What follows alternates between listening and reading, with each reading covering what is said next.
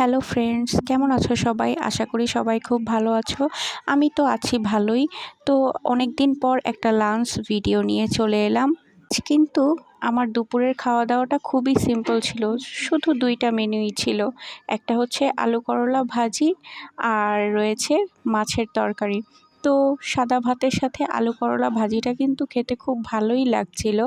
আসলে যে গরম পড়েছে, এই গরমে করলা ভাজি খেতে বেশ ভালোই লাগে, মন্দ লাগে না। কি বলো, তোমাদের কাছে কেমন লাগে? আর সঙ্গে রয়েছে আবার লেবু।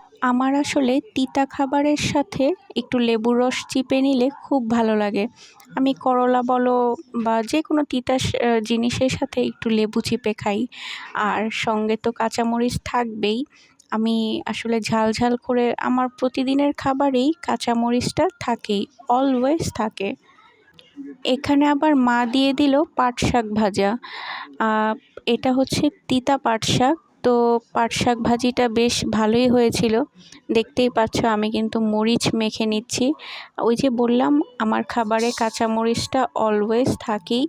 তো পাট শাকটা তিতা ছিল ঠিকই, কিন্তু খেতে কিন্তু ভালোই লাগছিল, খুব একটাও খারাপ লাগছিল না।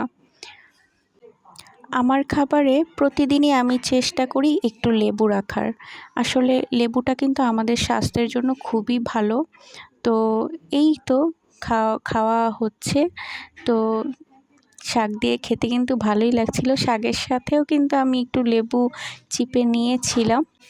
ওই যে এর আগে বললাম না, আমার কিন্তু তিতা খাবারের সাথে একটু লেবু চিপে নিলে ভালোই লাগে।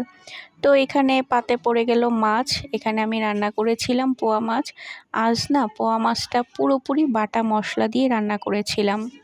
বেশিরভাগ সময় মাছ রান্না করি বিভিন্ন সবজি দিয়ে, কিন্তু আজ আর সবজি দিয়ে রান্না না করে মাছটাকে তেল ঝাল করেছিলাম।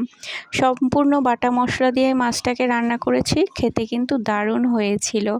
আর এটা ছিল পোয়া মাছ। তোমরাও করে খেয়ে দেখতে পারো, ভালোই লাগবে।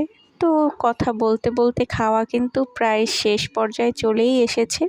তো সবাই ভালো থেকো, সুস্থ থেকো। আর অবশ্যই আমার চ্যানেলটাকে সাবস্ক্রাইব করে একটু ভালোবাসা দিয়ে যেও প্লিজ।